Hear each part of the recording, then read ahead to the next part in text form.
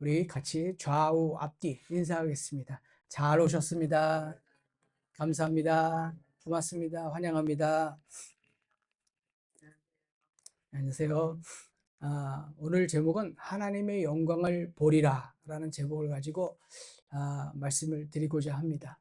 우리가 예수님의 신성, 예수님이 인간으로 태어났지만 신의 인성도 갖고 있었기 때문에 그 신성을 입증하기 위한 7가지 표적이 있어요. 첫 번째, 가나안의 혼인잔치를 거기서의 하나님이 기적을 베푸셨고, 두 번째, 왕의 신하의 아들을 고치시고, 세 번째, 38년 된 병자를 고치시고, 그 다음에 오병이어의 기적과 또 무리를 거리신 것과 날 때부터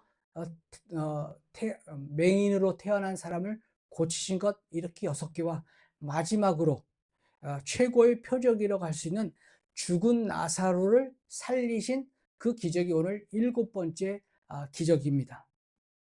우리가 기적이라고 하는 것은 인간의 사고방식으로 이해할 수 없는 정말 불가사의한 일을 이야기를 하죠.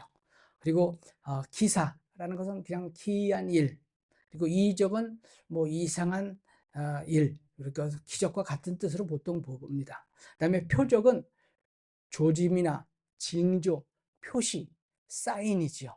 보통 우리가 길 가다 보면 표지판이 있습니다. 이게 하나의 우리의 표적이죠. 표적이 없으면 우리가 어떤 길을 가야 하는지 이해할 수가 없습니다. 이상한 도로 표지판이 한 번도 보지 못했던 도로 표지판이 있다고 해보세요. 저게 뭘까? 저게 우리에게 무엇을 이야기하는 것일까라고 알 수가 없습니다. 그렇다면 그 길을 갈 때 어떤 일이 발생할 수 있을는지는 그 누구도 이해할 수가 없는 거지요. 뭐 유턴 표시, 비보, 좌회전 표시 다 뜻이 거기마다 담겨져 있습니다. 그러한 표적을 우리는 잘 모르면 그냥 불가사의한 현상, 우리가 알 수 없는 현상에 불과한 것이죠. 표적의 뜻을 알면 우리가 목적지까지 안전하게 갈 수 있습니다. 우리는 예수를 믿으면서 어떤 표적이 우리에게 있는지에 따라서 하나님 앞에 우리가 어떤 길을 걸어가야 할지, 요 다음 단계는 무엇일지를 알 수가 있는 거죠. 그러나 그 하나님의 사인인 그 표적을 알 수 없으면 이게 우리에게 무슨 말씀을 하시는 건지, 이게 우리에게 어떤 은혜를 주시려고 하는 건지를 우리가 알 수가 없습니다. 기적이 눈에 보이는 현상이라면 표적은 본질적인 의미입니다. 기적만 일어나는 것에 쫓아다니는 사람들이 우리 성경을 보면 너무나도 많이 있죠. 지금도 많이 있습니다. 그거는 겉에 있는 현상만 쫓아다니는 거지 그 안에 있는 본질적인 의미를 알지는 못하고 있는 것이지요. 백부장 하인의 병을 고치실 때는 믿음의 본질인지 무엇인지 깨달았고요. 중풍병자를 고치신 그 기적에는 죄사함의 능력이 누구에게 있는지를 예수님께서는 우리에게 보여주신 것입니다. 하지만 표적을 말씀해 주시지 않은 기적도 많이 있죠. 베드로의 고기잡이 기적도 그렇고요. 그 다음에 어느 혈루병 환자를 고치신 기적도 그렇습니다. 이제 죽은 지 나흘이다 되었다는 것은 영혼조차 시신을 떠나서 완전히 부패가 시작된 소생불능의 상태가 오늘 나사로의 이야기입니다. 이런 절망적인 배경 속에서 주님은 부활이라는 것이 미래의 사건이 아니라 지금 현재 나와 예수님 자신을 연결해 주는 것입니다. 그러니까 미래에 있을 부활은 맞습니다. 당연히 맞지요. 그러나 그것으로만 끝나는 것이 아니라 지금 현재 이 시간 이 자리에서 나와의 예수님과의 연결을 말씀해 주시고자 하는 것이 오늘의 표적입니다. 이 사건은 가까운 장래에 있을 주님의 십자가와 부활을 우리에게 보여주시는 것이지요. 장차 마지막 때에 예수님께서 모든 성도들을 죽음에서 깨어 일으키면서 이름을 불러주시면서 그 영원한 생명의 부활로 나오게 하실 것을 보여주는 예표가 되는 중요한 내용입니다. 본문은 사실 부활절에 어울리는 이야기지만 오늘은 하늘의 영광을 보리라고 하는 제목을 가지고 예수님의 승천과 영광을 바라보라고 하는 그런 권면으로 우리 앞에 놓여 있는 환난과 고난을 어떻게 이겨나가야 할지, 오늘 돌문을 움직이는데 그것이 나흘 동안에 닫혀져 있는 것입니다. 내 마음의 문을 나흘이나 닫혀져 놓았던 것을 어떻게 열어야 하나님의 영광을 볼 수 있는지를 말씀드리고자 합니다. 그래서 주님께서 기적을 일으키시는 상황에서 우리에게 어떤 영적 교훈을 주시는지, 첫 번째, 우리는 주님의 마음을 품어야 합니다. 주님께서는 무리와 함께 우시는 모습을 보고 조문객들은 주님께서 나사로를 향한 사랑과 동정이 얼마나 크신지를 알 수 있습니다. 그런데 우리가 읽지는 않았지만 앞에 37절을 보면 제가 읽어드릴게요. 그 가운데서 어떤 사람은 이렇게 말하였다. 눈먼 사람의 눈을 뜨게 하신 분이 이 사람을 죽지 않게 하실 수 없었단 말이요 라고 주님께 빈정거리는 이들도 있습니다. 이게 37절에 나오는 거예요. 이것은 주님이 선천적인 태어나면서부터 소경이었던 사람을 고치셨는데, 그러한 사람이 왜 이 나사로는 고치지 못했느냐라고 빈정거리는 것입니다. 또 그러한 사실은 거짓으로 몰아가려고 하는 의도가 있는 것입니다. 그들은 나사로의 친척도 아니고 사실 조문객도 아니고, 예수님께서 이 지방에 나타났다고 하니 유대 지방으로 오신다는 소문을 듣고 종교 지도자들이 파견한 사람입니다. 그들은 오빠의 죽음에 슬퍼하고 있는 마르다와 마리아의 어떤 관심도 조차 동정심도 없습니다. 주님이 무엇을 하시고 있는지 그것을 잘 보고, 그것을 보고하려고 하고, 또 그것을 비판하려고 하고, 무언가 꼬투리를 잡으려고 온 사람들이지요. 그래서 주님과 조문객들이 함께 오는데도 불구하고 눈물 한 방울 흘리지 않고 주님을 비판하고 있는 것입니다. 그 사람들은 이웃을 내 몸같이 사랑하라고 하는 그 율법을 내팽개치고 뒤도 돌아보지 않고 주님만 바라보며 이 사람들이 무엇을 하고 있는지 쳐다보고 있습니다. 우리 주님은 이웃에 대해서 정도, 사랑도, 동정심도 없는 비정한 자들에 대해서 여기서 분노를 하고 계십니다. 우리 성도들은 슬픔에 젖은 이웃에게 주님의 풍성한 사랑을 나누어주는 그런 성도가 되어야 하겠습니다. 또 참 신앙인은 주님의 마음을 품은 자이기에 어려움을 당한 이웃에게 사랑을 베푸는 자여야 합니다. 주님의 마음을 품는 참 성도가 되시기를 주님의 이름으로 부탁드리겠습니다. 두 번째, 완악한 마음의 문을 열면 하나님의 영광을 볼 수 있습니다. 40절을 보면 마르다는 이제 마리아와 자매지간인데요. 내가 믿으면 하나님의 영광을 보게 되리라 라고 내가 내게 말하지 않았느냐, 이런 말씀을 하셨습니다. 이것은 주님이 앞서 무리에게 죽은 나사로를 어디에 묻었느냐라고 주님께서 앞절에서 이야기를 하십니다.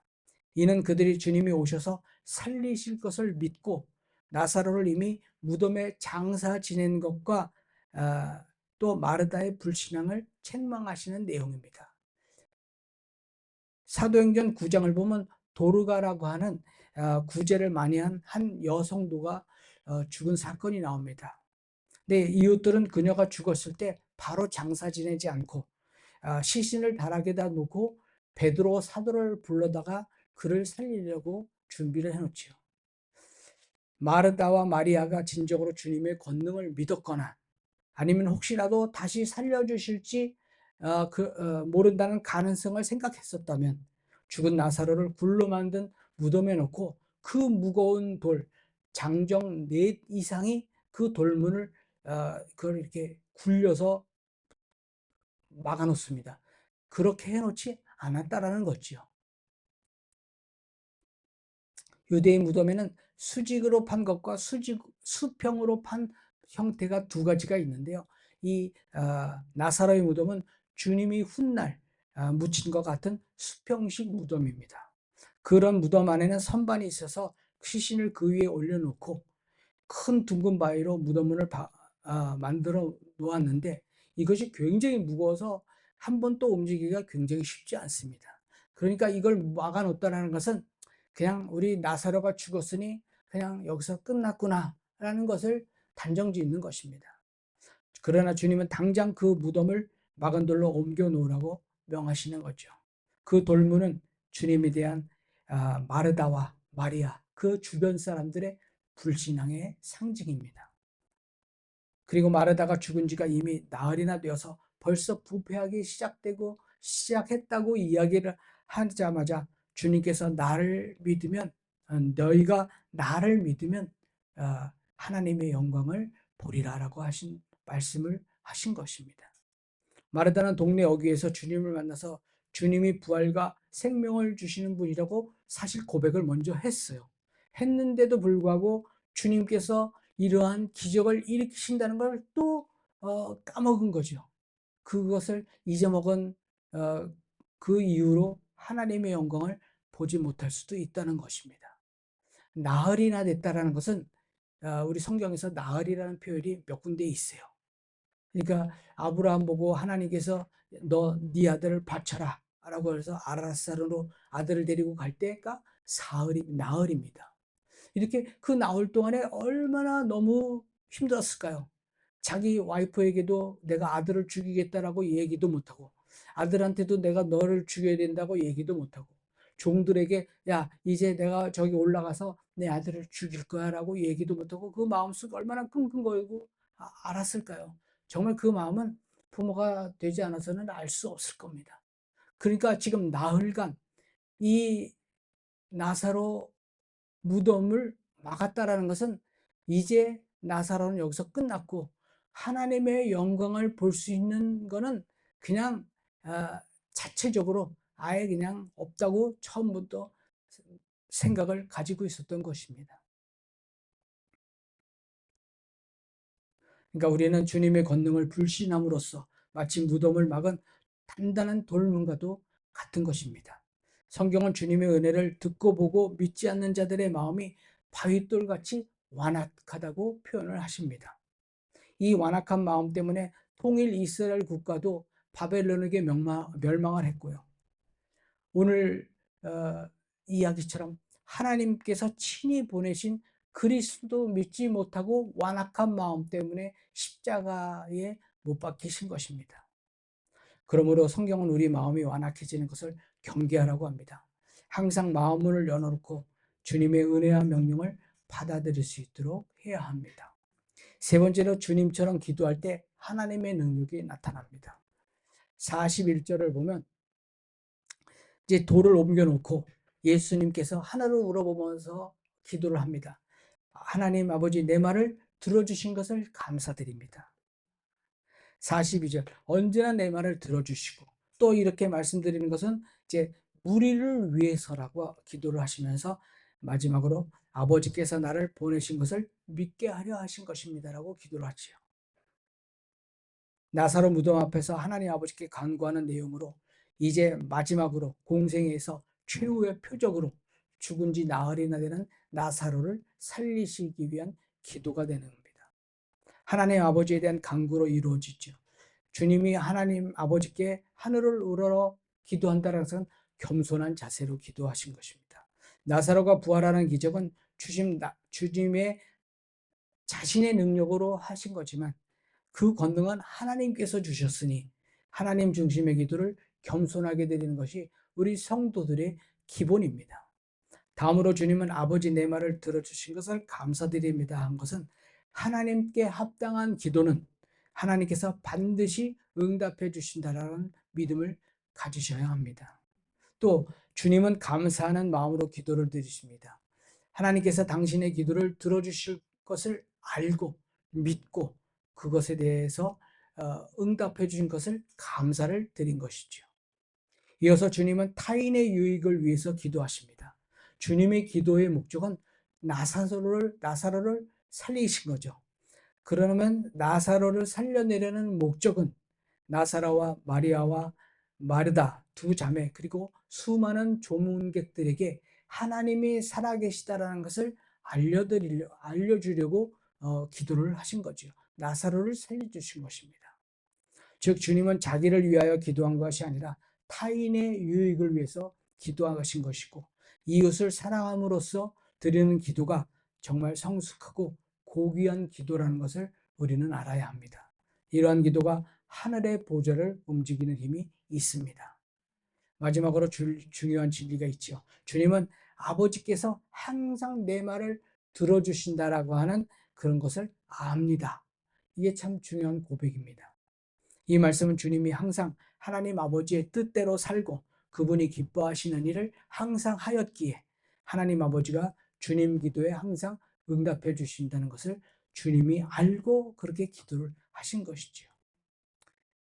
이제 우리는 기도는 말로만 하는 것이 아니라 하나님의 뜻대로 순종하는 생활이 기도의 가장 중요한 요소입니다. 또 그것이 하나님이 우리의 기도를 들어주시고 응답해 주시는 가장 중요한 요건이지요.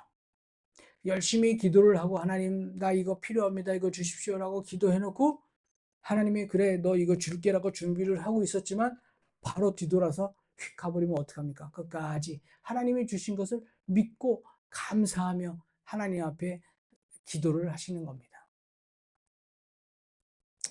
그래서 늘 하나님 아버지의 풍성한 권능과 영광을 누리며 사는 우리들이 되어야 하겠습니다. 네 번째로 주님은 장차 무덤에서 성도들을 불러내어 영원한 생명을 누리게 하십니다. 43절에 보면 이제 그렇게 기도를 하시고 나사로야 나오너라 라고 하십니다. 돌문을 향해서. 그때에 44절 죽은 사람이 나온 거죠. 아까도 말씀드렸지만 이렇게 헝겊을 싸가지고 천으로 감겨져 있는 거죠. 그래서 나와서 예수님께서 그를 풀어서 가게 하여라. 열심히 우리 몸에 붕대가 감겨 있다고 생각해 보세요. 관절마다 붕대가 감겨져 있으면 움직이기 힘들잖아요. 그러니까 그걸 다 풀어서 해주라고 합니다. 주님은 무덤을 향해서 나사로야 나오라 크게 외치십니다. 우리가 아까 말씀드렸죠. 나흘을 무덤에 있는 나사로를 살리신 것입니다. 우리가 혹시 큰 환난과 고통과 무언가 우리가 해결할 수 없는 문제에 봉착돼 있을 때에 하나님 앞에 기도하시고 그것을 선포하시기 바랍니다. 주님의 이름으로 모든 것이 회복될지어다 라고 하시든지 아니면 정말 주님 내 이 문제를 해결해 주십시오. 그곳에서 나 덕붕아 나오너라 라고 하시든지 여러분들이 그렇게 기도를 하시고 선포를 하시면 하나님의 영광을 볼 줄 믿습니다. 놀랍게도 주님의 이 말씀에 한마디에 죽었던 나사로가 살아서 걸어 나온 거죠. 정말 거기 있던 사람들 다 깜짝 놀랐을 것입니다. 아까도 말씀드렸지만 기적은 현상입니다. 그것만 보고 우리가 거기서 깜짝 놀라는 것이 아니라 그 본질적인 의미인 표적을 우리는 깨달아야 하는 것이죠. 시신을 배로 염려했기 때문에 얼굴이 배로 가져져 있는 상태였고 그 염한 것을 풀어주고 자유롭게 다니게 할 것을 명하십니다. 유대인들이 시신을 염하는 방법은 또 우리나라랑 비슷합니다. 이제 주님의 명령으로 그 염한 것을 풀어주니 자유롭게 다닐 수 있습니다. 얼마나 자유롭고 정말 기쁠까요?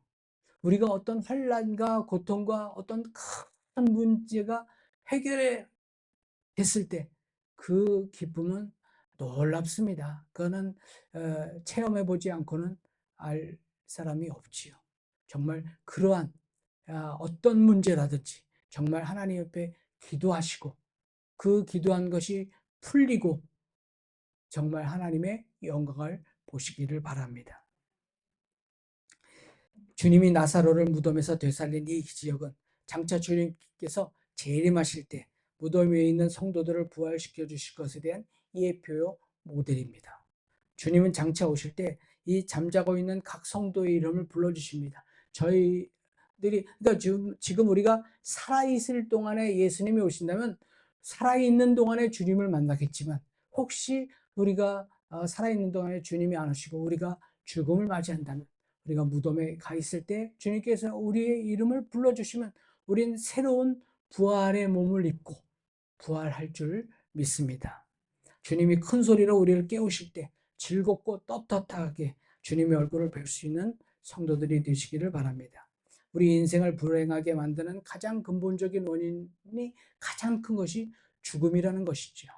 이 죽음이라는 절대 숙명 때문에 남녀노소, 빈부, 귀천 할 것 없이 이것에 대한 두려움은 항상 갖고 있습니다.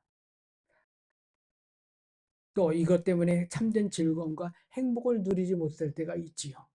하지만 주님께서 죽은 지 나흘이나 된 나사로를 단 말씀 한마디로 살려내신 것처럼 이 땅에는 영생의 빛이 비치게 되어 있습니다. 믿는 자는 부활과 영생이나 소망을 가지고 있습니다. 이미 늦은 때는 없습니다. 인간의 절망, 나흘이라고 하는 것은 하나님의 영광이 나타날 기회입니다. 믿으시기 바랍니다. 부활의 신앙은 죽어서 가는 천국뿐만 아니라 지금 이 땅에서 누리는 우리에게 올 수 있는, 우리가 눈으로 볼 수 있는 하늘의 영광입니다. 부활은 아는 것보다 부활하신 주님을 믿는 것이 중요합니다. 오늘은 죽음이 지배하는 이 세상에 생명의 주인이신 예수님께서 직접 걸어서 우리에게 오셔서 우리의 이름을 불러주시고 우리의 손을 잡아주십니다. 예수님은 단순히 부활에 대해 가르치는 스승이 아니라 본인 스스로가 직접 부활과 생명 그 자체이신 것을 믿으셔야 합니다. 그래서 우리가 부활을 먼 미래로의 일만 생각하는 것이 아니라 장차 우리의 고난 앞에서 우리가 무기력하게 주저앉아 있지 않기만을 주님께서는 우리를 바라보고 계신 것을 기억해야 합니다. 주님이 내 인생에서 가장 어두운 구석, 나흘이나 된 그 무덤, 그 속에서 우리 인간의 절망을 향해 내가 부활이다라고 말씀하실 때 나는 마르다처럼 주는 그리스도시요 살아계신 하나님의 아들이십니다라는 고백을 해야 합니다. 그래서 우리의 삶에선 이미 끝났다라고 생각하며 포기하고 주저앉아서 나자빠 앉아 있을 때 정말 주님 앞에 다시 우리는 일어서서 주님 앞에 와야 합니다. 나는 부활이요 생명이다 하신 주님의 음성을 묵상하며 내 영혼의 무기력함을 털어내고 생명력 있는 말과 행동으로 하나님의 영광을 보며 하루하루를 채워가는 성도들이 되시기를 주님의 이름으로 축원합니다.